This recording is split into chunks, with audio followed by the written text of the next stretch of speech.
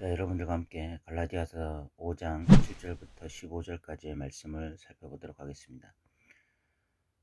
사도 바울은 7절에 보면 너희가 다름질을 잘 하더니 누가 너희를 막아 진리를 순종하지 못하게 하더냐라고 이야기하고 있습니다. 다름질을 잘 했는데 갑자기 어떤 사람들이 들어와서 진리를 막았고, 그래서 지금은 순종하지 못한 상태로 갔다는 것입니다. 이 말씀은 갈라디아서 3장 3절 말씀을 연상시킵니다. 너희가 이같이 어리석으냐? 성령으로 시작했다가 이제는 육체로 마치겠느냐? 성령으로 시작했다가 육체로 마치겠느냐라는 이야기와 다름질을 잘 하다가 그러다가 진리를 막아서 순종하지 못하게 된 상태로 가는 것과 굉장히 유사한 것이죠. 하나님의 백성이 되었습니다. 성령을 받았습니다. 그래서 성령으로 사는 삶을 살았습니다. 그런데 다른 복음을 받았고 다른 복음으로 인해서 육체로 마치게 되어지는, 그래서 순종하는 자리에 있다가 다름질을 잘 하다가 그러다가 진리에 순종하지 못하는 상태로 가게 되어지는 그런 상태가 되었다는 것입니다. 역회심이라고 하는데, 결국은 신앙이 점점 성숙해 가고 신앙이 더 성장해 가는 것이 아니라 신앙이 더 퇴보해 가고 오히려 변질하고 있는 그런 상태를 말하고 있는 거죠.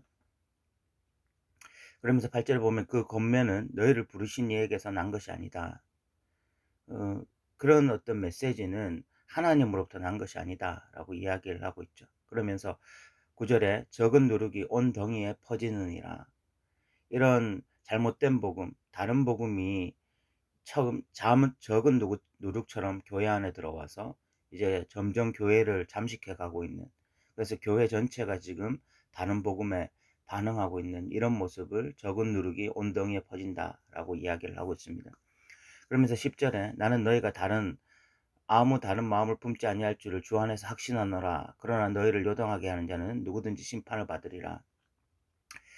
이런 다른 복음을 전하는 자들과 이 갈라디아 교인들을 분리하고 있습니다. 그러면서 그 다른 복음을 전한 자들은 심판을 받지만, 그러나 너희가 다른 마음을 품지 아니할 줄을 주 안에서 확신한다라고 격려하고 있습니다. 갈라디아 교인들은 이미 다른 복음을 전한 자들에게 상당수 넘어갔습니다. 적은 누룩이 온 덩이에 퍼지듯이 이 다른 복음을 전하는 자들로 말미암아 교회 전체가 자꾸만 이 다른 복음으로 나아가고 있었습니다. 그래서 사도 바울도 굉장히 어떤 그 위압감을 가지고 두려운 마음에 이 갈라디아서를 썼죠. 그럼에도 불구하고 지금 사도 바울이 갈라디아 교인들을 향해서 너희가 아무 다른 마음을 품지 아니할 줄을 주 안에서 확신한다라고 이야기하는 것은 그렇게 되기를 바란다라는 마음입니다. 이 거짓 교사들과는 다르게 갈라디아 교회 성도들은 지금 잘못된 복음 안에 노출되어져서 그것에 반응하고 있지만 다시 진리 안으로 돌아올 줄로 믿는다. 너희가 다른 마음을 품지 않고 다시 복음 안에서 회복되어질 줄로 믿는다. 이렇게 격려하고 있는 것이죠. 부모의 마음입니다. 부모의 마음. 자식이 잘못된 길로 가고 있고 엉뚱한 길로 가고 있을 때, 그래 너는 안 된다. 너는 그냥 인간 쓰레기다. 그냥 난 너 포기한다. 너는 그렇게 하다 망할 것이다. 이렇게 말할 부모가 어디 있습니까? 잘못된 길로 간다 할지라도 내가 너를 알고 있다. 어렸을 때 너를 알고 있다. 얼마나 착했고 얼마나 남을 배려했고 얼마나 부모를 생각했고 그런 너를 알고 있다. 다시 너가 바르게 설 줄로 믿는다. 너가 다시 어 건강한 성인으로 바른 성인으로 설 줄로 나는 확신한다. 이렇게 말하는 게 어 부모잖아요. 지금 사도 바울이 그런 마음이죠. 갈라디아 교회가 엉뚱한 길로 가고 있지만, 그러나 거짓 교사들과는 너희들은 근본적으로 다른 존재들이고 너희가 다시 하나님 안에서 새로워질 줄로 믿는다. 그런 이야기를 하고 있죠. 그러면서 11절에 보면 형제들아 내가 지금까지 할례를 전하였다면 어찌하여 지금까지 박해를 받으리요. 그리하였다면 십자가의 걸림돌이 제거되었을 것이다. 사도 바울은 예수 그리스도의 십자가만 전함으로써 유대인들에 의해서 끊임없이 박해를 받았습니다. 유대인들 입장에서는 십자가로 충분하다라고 말하는 어떤 사도 바울의 메시지가 굉장히 위협적으로 보여서, 그래서 유대인들이 끊임없이 이 사도 바울을 이단으로 정죄하고 그리고 박해하는 일들이 일어났거든요. 그럼에도 불구하고 사도 바울이 십자가만을 전했습니다. 그리고 이런 할례나 안식일 준수나 이런 것들이 필요하지 않다고 함으로써 끊임없이 박해를 받았어요. 지금도 마찬가지죠. 이 갈라디아 교회에 들어온 거짓 교사들이 예수 그리스도도 믿어야 되지만 너희가 할례도 행해야 되고 안식일도 준수해야 되고 그런 식으로 이렇게 유대인화돼야 된다라는 거짓 메시지를 전했는데, 그거 아니다라고 지금 사도 바울이 이야기함으로써 지금 갈라디아 교회 성도들하고 관계가 틀어지면서 어려움을 겪고 있잖아요. 지금도 그거 적당히 타협해 줬으면 문제가 없었을 텐데 오직 십자가만을 전함으로써 굉장히 박해를 받고 있는, 그러나 그렇게 할 수밖에 없는 거죠. 왜냐하면 이것이 바른 복음이기 때문에 그런 것입니다. 그러면서 너희를 어지럽게 하는 자들은 스스로 베어버리기를 원하노라. 그런 자들은 스스로 잘려나가기를 바란다 라고 사도 바울이 지금 강력하게 권면하고 있습니다. 지금 이 이야기는 2절부터 계속되었던 이 할례에 대한 이야기입니다. 할례냐 그리스도냐. 이 거짓 교사들은 율법했지만 실질적으로 율법을 지키는 자들이 아니라 할례나 안식일 준수와 같은 어떤 몇 가지 종교적 의식을 행함으로써 결국 그리스도에게서 끊어지게 하고 있는 자들이었습니다. 그러니까 예수가 중요하다, 예수가 중요하지만 할례도 행해야 되고 안식일 준수돼야 된다라고 말을 하는 자들이었지만 실질적으로 예수가 중요하지 않은 자들이었습니다. 예수가 진짜 중요하면 예수만으로 충분하다라고 말을 하지, 예수가 중요하지만 다른 것도 중요하다고 말하지 않거든요. 그런데 이들은 예수가 중요하다라고 말을 하면서도 할례, 안식일 준수, 식탁교제 이런 것들을 지나치게 강조함으로써 결국은 예수 그리스도로부터 지금 이 갈라디아 교인들을 끊어버리려고 하는 그런 자들이었습니다. 그때 사도 바울이 너희가 다름질을 잘 하더니 누가 너희를 막아 진리를 순종하게 못하게 하더냐라고 강하게 책망하면서 지금 적은 누룩이 온 덩이에 퍼지고 있다. 이런 잘못된 메시지가 교회 전체를 지금 사로잡으려고 하고 있다. 그런 잘못된 메시지를 전하고 있는 거짓 교사들은 너희에게서 끊어져 버리기를 바라고, 그리고 너희는 다시 신앙으로 돌아올 줄을 내가 확신한다. 이런 권면을 하고 있는 거죠. 그러면서 이 13절부터 15절까지 사도 바울은 굉장히 본질적인 이야기를 합니다. 13절에 보면 형제들아 너희가 자유를 위하여 부르심을 입었으나 그러나 그 자유로 육체의 기회를 삼지 말고 오직 사랑으로 서로 종노릇하라 라고 이야기를 하고 있습니다. 여기에 지금 모순되는 이야기가 있어요. 자유를 위해서 부르심을 받았다라는 이야기와 서로 종노릇하라 라는 이야기는 모순되는 이야기입니다. 1절에 보시면 5장 1절에 그리스도께서 우리를 자유롭게 하려고 자유를 주셨으니 그러므로 굳건하게 서서 다시는 종의 멍에를 매지 말라. 이 이야기가 정상적인 이야기죠. 자유자와 종이 다른 것입니다. 그러니까 자유하다는 것은 마음껏 자유하다라는 것이고 종이라는 것은 얽매이는 것이고 멍에를 매는 것이잖아요. 그러니까 이것이 대조돼야 되고 이것이 맞는 이야기인데 갑자기 13절에 와서는 자유를 위하여 부르심을 입었으나 그 자유로 육체의 기회를 삼지 말고 오직 사랑으로 종노릇하라. 자유를 위해서 부름받았는데 종노릇하지 말라. 1절에서는 종의 멍에를 매지 말라라고 이야기를 했는데 13절에 와서는 종노릇하라. 이렇게 이야기를 하니까 뭔가 맞지 않는 이야기처럼 보이는데 이것은 실질적으로 같은 이야기입니다. 이것을 알아야 기독교의 본질을 이해하게 되는 것입니다. 진짜 예수 믿는 것이 무엇인지를 깨닫게 되어지는 것입니다. 오늘 이 말씀을 여러분들이 주의 깊게 듣고 그래서 오늘 기독교의 본질이 무엇인지를 좀 알았으면 좋겠습니다. 자유를 위하여 부르심을 우리는 입었습니다. 우리는 이제 자유자가 되는 것입니다. 그렇다면 그 자유라고 하는 것이 무엇인지를 알아야 됩니다. 1절에서 종의 멍에를 매지 말라라고 이야기를 했는데 그 종의 멍에라는 것이 무엇입니까? 육체의 삶을 말하는 것입니다. 성령으로 시작했다가 육체로 마치는 삶이 바로 종의 멍에입니다. 그 육체의 삶이라는 것이 무엇이냐면 오직 인간적인 욕구로 살아가는 것을 말하는 것입니다. 그러니까 성령의 욕구로 살아가는 것이 아니라 성령이 원하는 바를 따라 살아가는 삶이 아니라 오직 인간이라고 하는 자연인인 내가 원하는 욕구를 따라서 사는 삶이 바로 육체의 삶입니다. 우리가 예수 믿기 전에는 우리가 원하는 바만 따라서 살아갑니다. 인간인 자연인 내가 원하는 바만 따라서 살아가게 돼 있어요.